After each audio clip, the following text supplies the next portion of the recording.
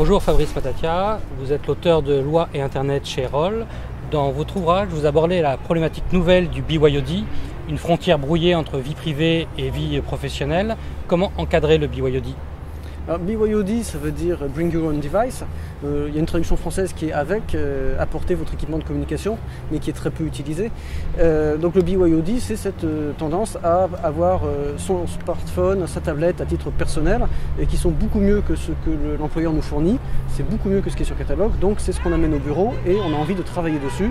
Donc on va le connecter au système d'information de l'entreprise et on va se mettre à travailler dessus. Et il faut savoir que ce n'est pas du tout encadré par la loi, donc on se trouve dans un domaine qui est un peu inconnu, mais qui pose pas mal de questions amusantes, aussi bien pour l'employeur que pour l'employé.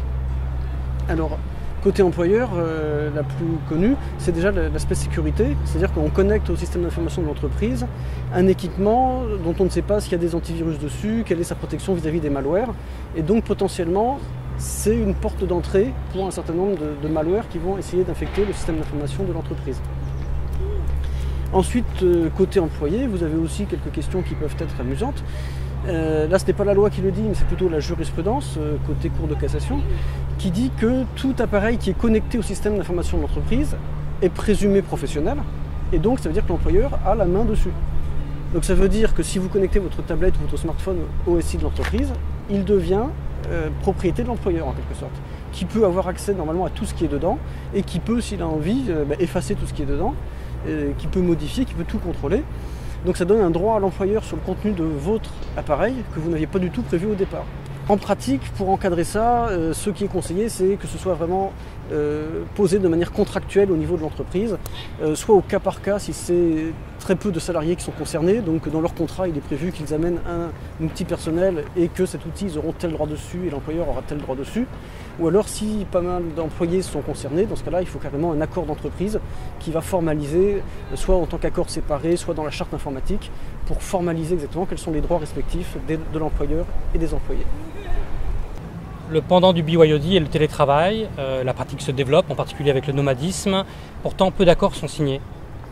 Alors, le télétravail, on en faisait depuis longtemps, sans le dire. Ce n'est pas d'hier que des cadres ramènent à la maison des dossiers pour le soir, pour le week-end, ou même pire, pendant les vacances. Sauf que jusqu'ici, ça n'était pas encadré, il n'y avait pas de formalisme. Alors la loi a récemment défini le télétravail, mais en disant précisément que sous ce nom-là, on allait désigner le fait, dans le contrat de travail, de prévoir que régulièrement, l'employé travaillerait en dehors des locaux de l'entreprise, notamment à domicile.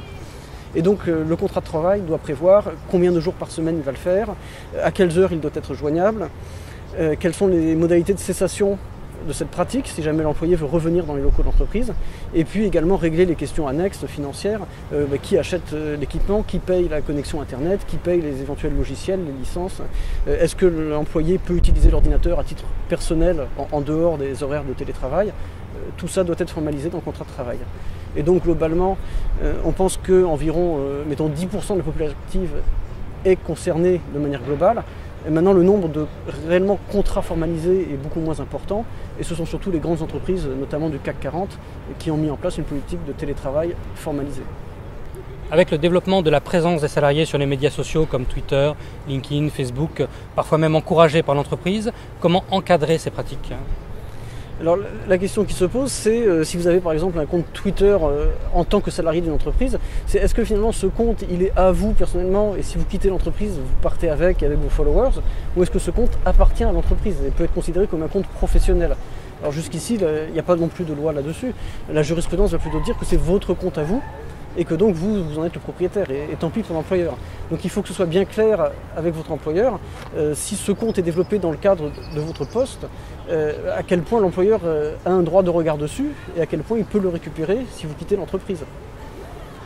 Inversement, il y a d'autres types de problèmes qui peuvent arriver. C'est des employés qui sont, par exemple, sur Facebook au hasard et qui parlent de leurs conditions de travail. Alors, soit ils peuvent divulguer des choses qu'ils ne devraient pas, donc enfreindre leur obligation de confidentialité, soit même médire de leur employeur. Et là, la justice peut considérer qu'il s'agit d'une faute grave et que cela va justifier un licenciement. Donc il faut faire très attention à ce que l'on dit sur les réseaux sociaux, savoir que ça peut être considéré comme un espace public, donc on ne peut pas y publier n'importe quoi. Fabrice Matatia, vous décrivez votre ouvrage comme un petit guide civique et juridique.